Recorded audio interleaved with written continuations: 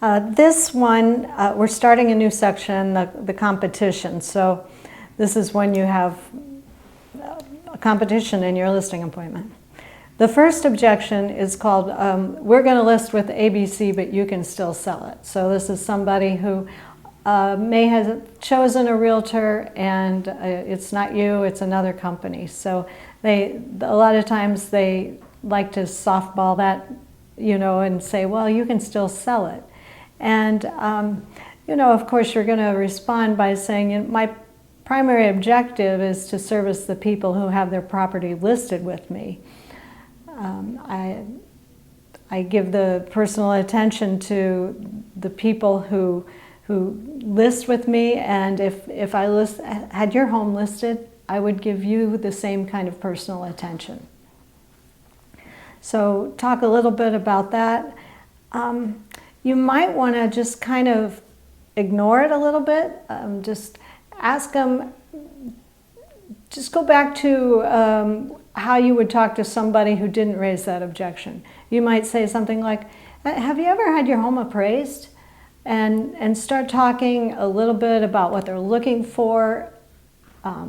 Ask them what they might be looking for in a realtor, and just get back to rapport and needs in the conversation, and see if you can maybe talk to them just about listing their home. Maybe they have somebody lined up, maybe they don't, and you'll find out if you kind of go back and start asking those kind of needs-based questions.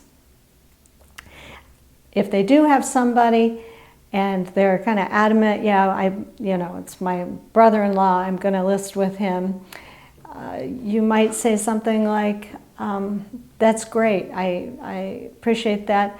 I'd love an opportunity to just share a little bit about how I market a home, so you can compare apples and oranges. You can compare my services with his services, and then you can make a decision based on the facts.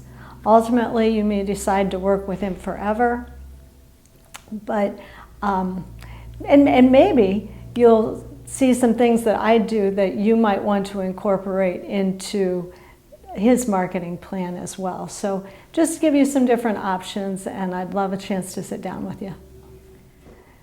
I want to talk a little bit more about the apples and oranges clause that we used in that previous objection.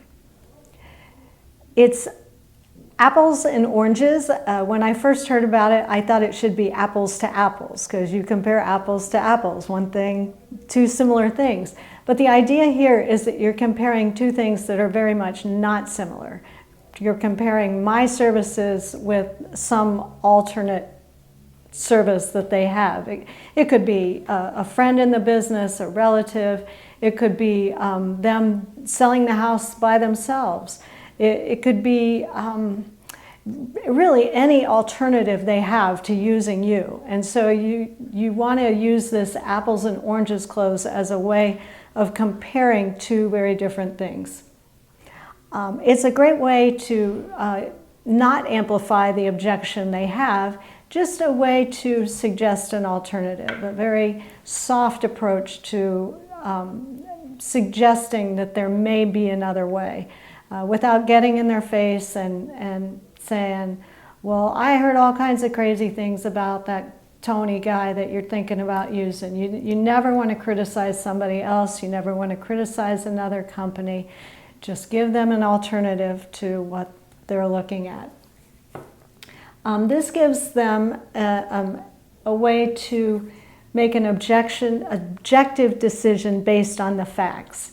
You can use that as part of the clause. So what I'd like to do is share with you my marketing proposal, and that way that'll give you an objective decision. You can make an objective decision based on the facts. I'm having trouble getting that out, but another thing you might say is, I'd like to compare apples with the oranges and allow you to do a little comparison shopping.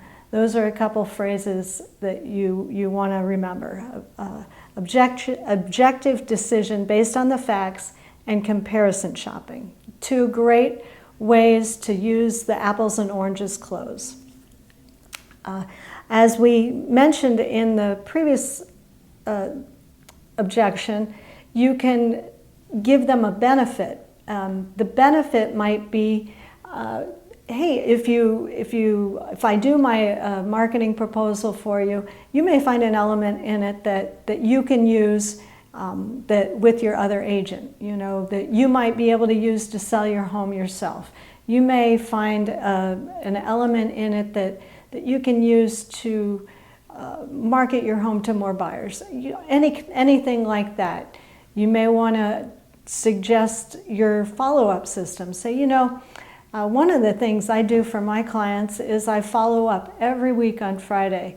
I don't know how that compares to what your friend does, but that's how I do things. And if I could make a suggestion to you, you might want to ask the other agent what they do to follow up, or you might want to ask them what they do to market your home, or how they plan on staging your home, or what professional photographer do they use to take the pictures, because you want all of the marketing to be really great. So those are some ideas about the apples and oranges close. I hope you become very comfortable with it. It's a great all-purpose Swiss Army knife objection response that you can use in so many different situations.